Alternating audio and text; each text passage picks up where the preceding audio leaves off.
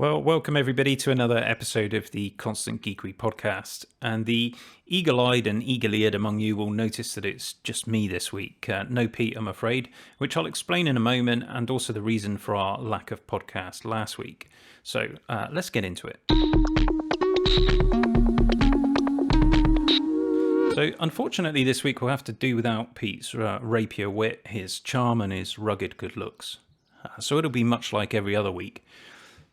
Only joking, Pete. Now, we did actually record a podcast for you guys last week, and we usually record the podcast on a Sunday evening. And it was an interesting podcast as well. We spoke about the nature of the iPad Pro and how close it is to a laptop, and which we thought we might prefer. And we also did some predictions for the spring event, which happened on the following Tuesday. Unfortunately, just after we'd finished recording the podcast, Pete got called to hospital where his mum had been taken ill. And sadly, she passed away in the night. So as I'm sure you can understand, Pete wasn't up to doing the editing that he needed to do to get his half of the podcast over to me. And obviously he's still not feeling up to it this week, which I'm sure you guys can understand. And I know, obviously, I put a message on the main channel, and some of you have spotted that and sent some kind messages, which we really appreciate. And I know Pete really appreciated those as well. So it's sad to be without him, but we didn't want to leave you without a podcast for 2 weeks in a row. So I did speak to Pete today, and he's happy for me just to carry on. And what we'll do is we'll revisit that topic in next week's podcast, if Pete's up to it, or the following week, as the case may be. And we're going to talk about the iPad Pro and how close it is to a laptop, and which we prefer. And I think actually with the release of the new iPad Pro from the spring event, that might be a more interesting conversation. Though I have to say, I thought it was a good podcast last week, so I'm sort of sorry that you're going to miss that. But there wasn't much point in putting it up with predictions for an event that had already happened. So I hope you guys can understand that and the reasons for Pete not being with us this evening. Assuming it is evening, of course, wherever you're watching or listening to the podcast. So just the usual stuff. Obviously, you can listen to the podcast on Spotify, iTunes, and any other platform of your choice. And also you can watch us on YouTube, which is youtube.com/The Constant Geekery Podcast. So this evening, what I'll try and do is keep it a bit short. No one wants to listen to me prattle on for ages without any kind of interaction with someone else. So we'll keep it quick. And I'm going to talk about the spring event. And I know I've already done a review video of the spring event on the main YouTube channel, which is youtube.com/constantgeekery. And perhaps some of you have watched that. I just want to go into a little bit more detail because I've had a bit more time now to digest the releases, look at the pricing information, and so I want to share a few of those insights. But I'm going to save a few things for chatting with Pete when he's available as well. So as is tradition, I've got a drink, and I'm just keeping it simple tonight. I'm going with a simple beer, which I probably won't get any opportunity to drink because it's just me talking. So the spring event happened. Perhaps you watched it. I'm sure you did. And what do you think of the new releases? A lot of it was what we expected. Let's start with AirTags. I've got to say, I've never been that excited about the concept of AirTags. I think it's quite a useful thing. So I was interested to see it. Apple didn't spend a huge amount of time talking about it. And I haven't done loads of research on it either. So I'm still not entirely clear on how exactly they work and whether they need to be charged up or anything. I don't think they do, but what I have noticed is they're very cheap. Apple are selling these, I think it's $29 in the US, it's £29 in the UK. And that doesn't seem like a lot. And you get free customization as well. You can engrave up to 4 characters on it, so letters and emoji. I know that some people have tried to create rude combinations, and Apple's thought of that, and it won't let you do it. But if you can come up with something that gets through their systems, then let me know. What I think is interesting about the tag is that it's not that useful on its own. I guess you could tuck it into the pocket of a bag or something like that, but it's probably a little bit big to slip into your wallet, so that's probably not going to help. I think the most useful way to have it would be on a key ring. But of course, you don't get a key ring with the AirTag. You've got to buy that separately. And Apple do sell a nice looking leather one, but that is, on the UK site anyway, it's £35. Now, I'm not the greatest mathematician in the world, but even I know that means that you're actually talking about £64, not £29, for the AirTag in a usable format. Will I be buying one? I'd be interested to test it, but I don't really need it. I'm quite OCD. I probably shouldn't say that. I don't mean anything rude to those who do suffer with OCD. It's a terrible thing. But I'm quite organised in the way that I do things. My phone is always in my right pocket. My wallet's always in my left pocket. I always carry my little penknife in the other pocket of the jeans. And as a creature of habit, I don't tend to lose my stuff that often. So for me, I don't have a massive interest in AirTags. And attaching it to something of value, I can see the point in maybe chucking it in a laptop bag or something like that. But if somebody's going to steal your bag, they'll search through the pockets perhaps and spot something like that and chuck it away. So you really need that accessory, the holder. So anyway, I put a tweet up on I don't do much twitting, but I did put a tweet up just sort of saying, the AirTag is £29, but the keyring's 35. And of course, regular viewers of the channel interact with me sometimes on Twitter, and Ben, who's a long-time subscriber of the channel, just said, have you seen the price of the Hermès accessories? Well, the answer is yes, I have. But in case you haven't, you can get leather accessories for your AirTag. And I'm looking at them on the Apple website. And perhaps breaking with tradition, if you are watching on YouTube, we'll get Tom just to put up the image from the website so you can see what I'm talking about. And what we're talking about is just a little leather case that goes around this small disc tag thing and a strap with either a key ring, or you can have what they call a charm, which is just a loop of leather, and a luggage tag, which has a buckle on it, much like a watch strap. There doesn't appear to be anything special about this leather.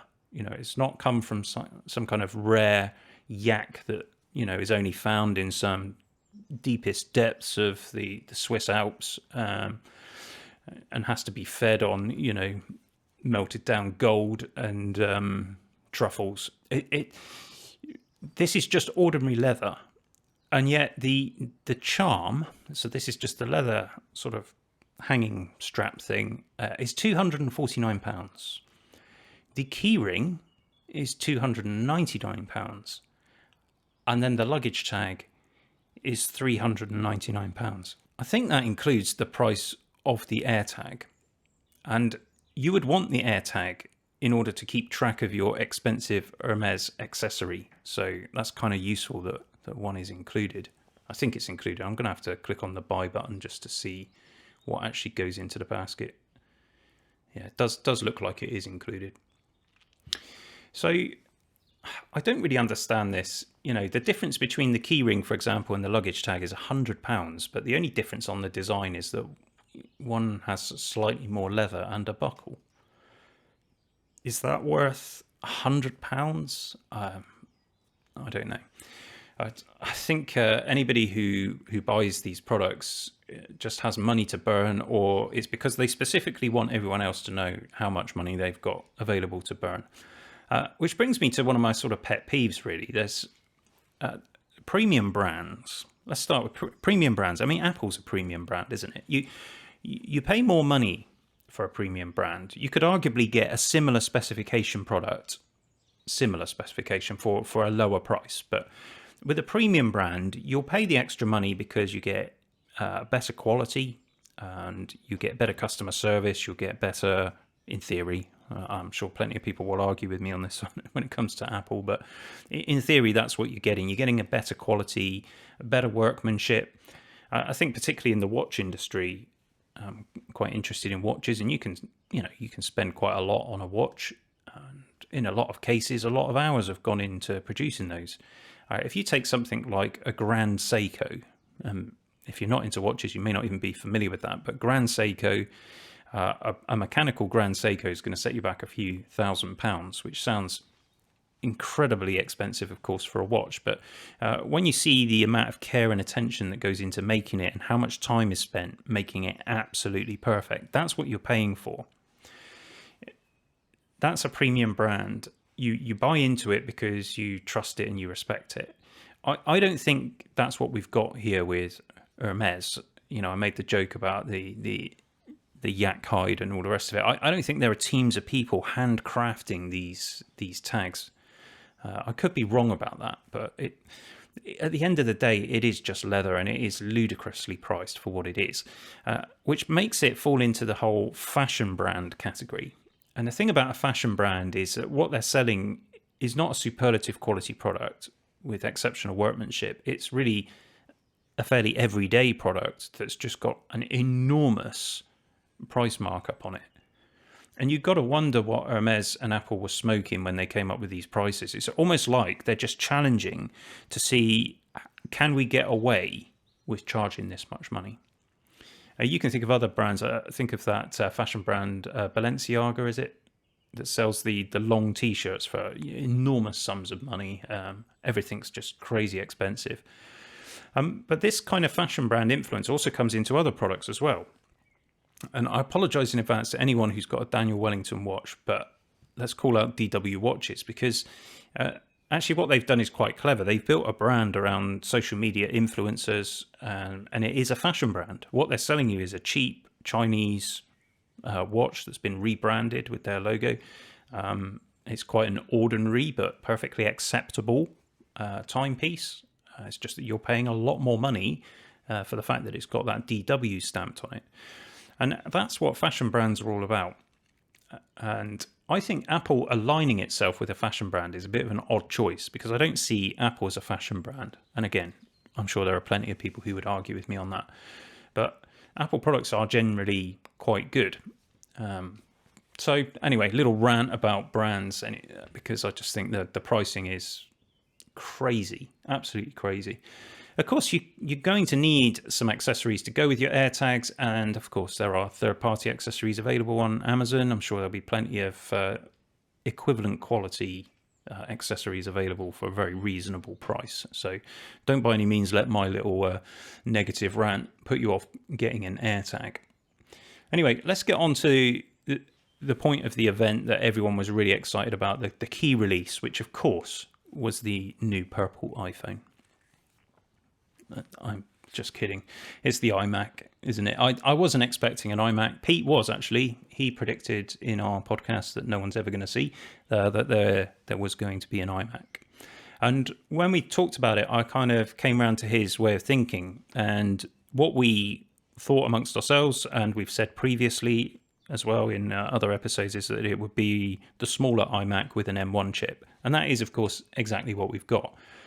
Pete also was absolutely spot on in his expectation that it would look like an iPad on a stand, and that sort of design language was going to be used, and also the colours as well. So well done to Pete for all of those predictions. I think when we talk about the iMac, you've got to remember that this is a consumer-targeted iMac. And that was really the focus of the launch video, very much targeted at consumers, seem to be focused particularly on those who might have an iPhone but haven't got into the Mac ecosystem yet. And this iMac would represent a pretty extraordinary step into that ecosystem, wouldn't it? If you're used to having a PC, I mean, it looks like something out of the future. It's so thin, all of those funky colours, and a super fast M1 processor in it. So for that kind of customer, someone who's fresh into the Mac ecosystem, I can see the appeal. But of course, huge numbers of very disappointed enthusiast users commenting on the channel that they were hoping to see something more exciting and hoping to see space grey as well. There's no space grey option. So the colours we've got are blue, green, pink. We did predict that there would be a pink iMac, and we're probably going to need to think about buying Pete one of those. There's yellow, there's orange, and there's purple. Now, all of those colours are two-tone, and I'll explain what I mean by that in a moment. And then you also have just a plain silver, which apparently is not two-tone, so it's just silver all over the iMac. So the colours on the back of the iMac are deep, really exciting actually. I quite like the look of the blue one, sort of deep blue back to the iMac, but of course you don't see that when you're looking at your computer. Other people will see it as they walk into your office, but assuming that the back of your computer is facing into the room, which in the post-COVID world, I suspect a lot of computers will be facing the wall now. But so the color that you look at is the color that's on the front. And what Apple have decided to do is a more muted version of the color on the front. And then the whole front of the iMac is a glass panel. So you've still got this chin at the bottom and a glass panel then that goes from sort of top to bottom, which will have the effect of making the color even more sort of pastel-y. So they do look quite pastel-y from the front, if that's a word. The other thing they've decided to do as well is to put a white bezel around everything rather than a black bezel. I personally think that's a bit of a mistake. I think black looks better, particularly if you're watching movies, but that's maybe a personal preference thing. Let us know in the comments what you prefer. There's no Apple logo either on that chin, and I struggle with that. I think it makes the computer look unbranded, and we've just been talking about brands and people buying into a premium brand. Well, you're spending at least £1,250 on your new iMac. Don't you want to be reminded of the brand that you've bought into? I think a lot of people would in this consumer sector. I imagine there are many sort of professionals and enthusiasts who don't care so much and are happy to have it plain, but I think others will miss the fact that there's an Apple logo on there. And I'm trying to think of an iMac that didn't have an Apple logo on there. Certainly the original one did. The Angle Poise one did. The G5 did. They've all had the Apple logo on the front of the computer. So this will be the first iMac without it.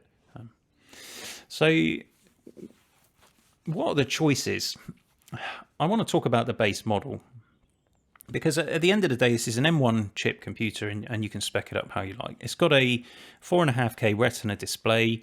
I don't think it's particularly different to the existing display technology that's used in the iMac, and that's no bad thing at all, because the iMacs have amazing screens. So that's good news. Of course, with the previous range, there was always the option of an HD screen on the base model, but this time the base model does get that 4.5K Retina display, and because the bezels are smaller, it's a 24-inch instead of 21.5-inch. So you're getting a slightly bigger screen, and the resolution is slightly higher as well to make use of that.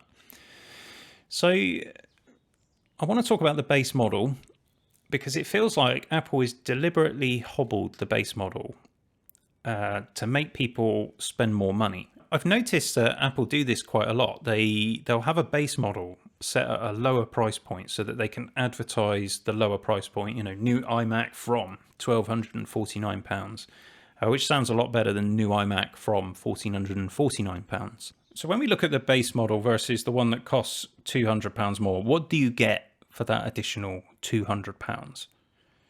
On the base model, you're getting the base M1 chip. So that means you've got one less GPU core. So you're getting a 7-core GPU. And I mean, I suppose that won't make a huge amount of difference to the type of customer that this computer is aimed at. But nonetheless, you're getting one less in the GPU department.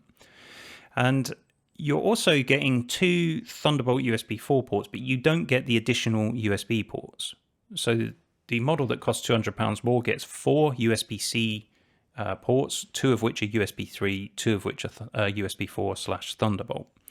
So you're missing out on 2 ports. Apple then showed us the power adapter, and if you missed it, it attaches to the back of the computer magnetically, and then on the power brick itself there is an Ethernet port. So that's a great thing to have, obviously, for a desktop computer. You'd like to be able to plug into wired Ethernet. You don't get that on the base model. Now, I don't know whether you can upgrade and buy the power supply with the Ethernet port and whether it will work on that base model. I suspect it possibly might, but it's probably an expensive upgrade. So you get that, and also the keyboard that gets supplied with the more expensive model has the Touch ID on it. So that's 3 fairly significant, actually 4, fairly significant differences. So £200 extra gets you an additional GPU core. So, who wouldn't want that? 2 USB 3 ports, a gigabit Ethernet port on the power supply, and also Touch ID on your Magic Keyboard. More than that, though, and this is what I find a little bit irritating, Apple doesn't provide all of the colors on the base model. So you can choose blue, green, or pink, and silver. So you get 4 colours. So you're missing the yellow, orange, and purple on that base model. And there's no reason for Apple to do that other than to provide people with an incentive to spend an extra £200. So I think if you're in the market for one of these iMacs, then that £200 upgrade is well worth the spend. But bear in mind, that's now taking you up to £1,450 and you still only have 256 gigs of storage and you only have 8 gigs of RAM. And as we've discussed at great length on this channel, if you want to do any kind of serious computing with your M1 computer, you need to have 16 gigs of RAM. So my expectation is if they stick with the same pricing model, you'll be looking at another £200 to get the extra 8 gigs of RAM and another £200 to go up to a more sensible storage level. And that takes you up to £1,850. And that isn't a cheap home computer at all.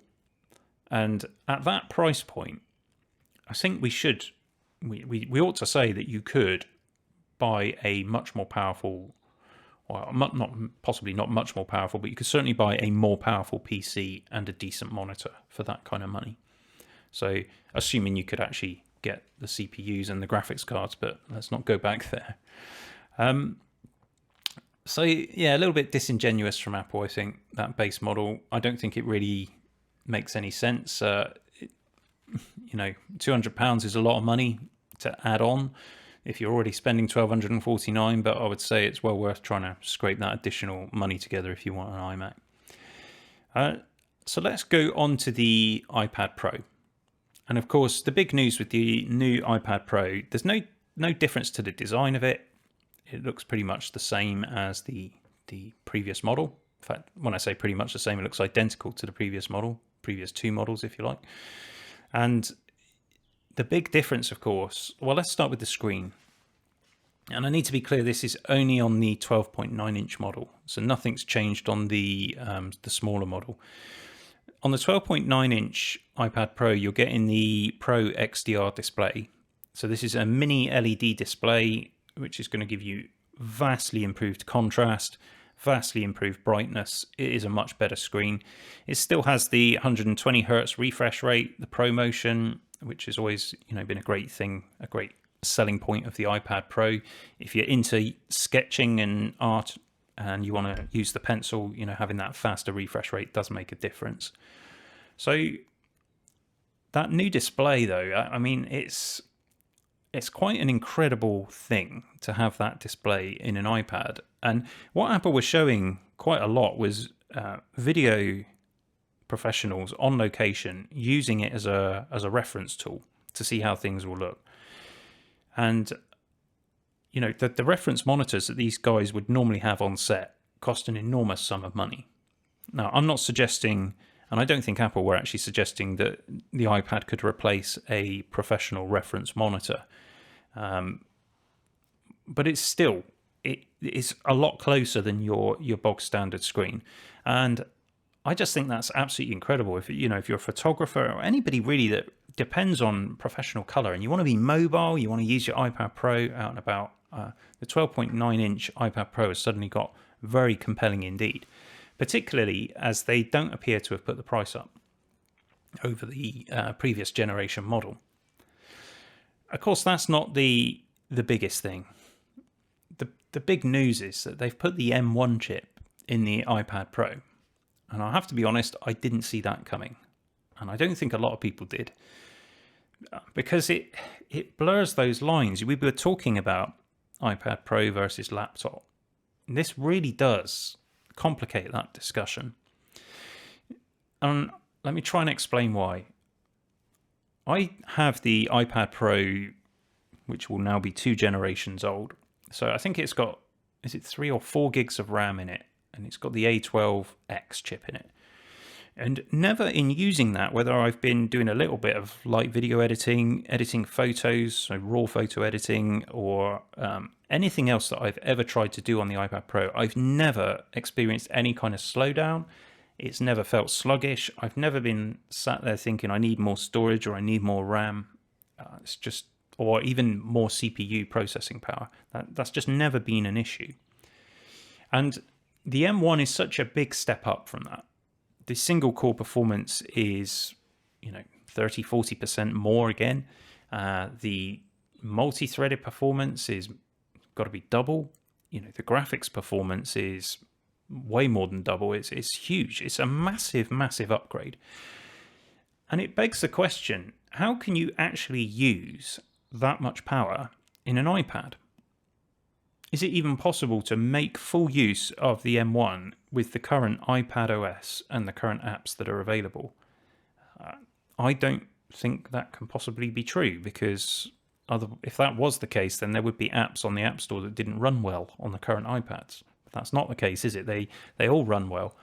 So you're going to go out and I am going to buy one because my iPad Pro is ready for an upgrade. That's what I do. Every couple of generations, I'll get the next one and sell on my old one to help fund the new one. I work in tech. I need to kind of stay on top of things, and I'd like to review one for the channel, so I'm going to get one of these. But I have absolutely no concept of what spec I'm going to buy. We'll talk about that in a moment.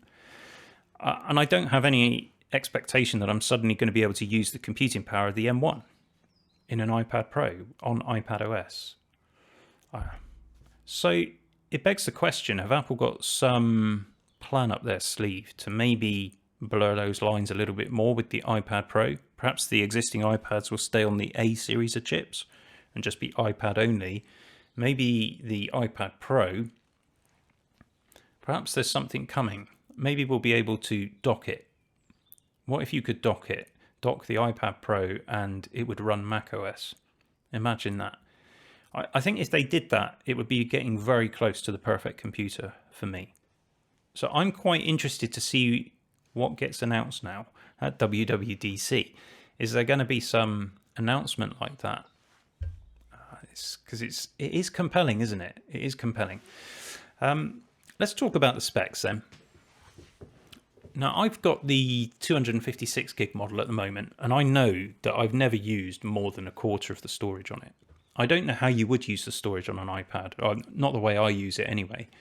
If I'm editing photos, I'll put them on the iPad temporarily, and then I'll copy them over to my disk array.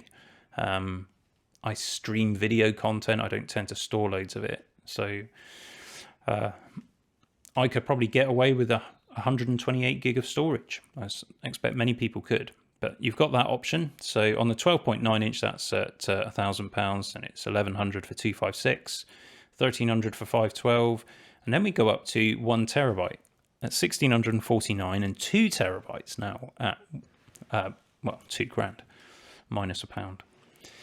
And if you choose the 1 terabyte or 2 terabyte model, you get 16 gigs of RAM.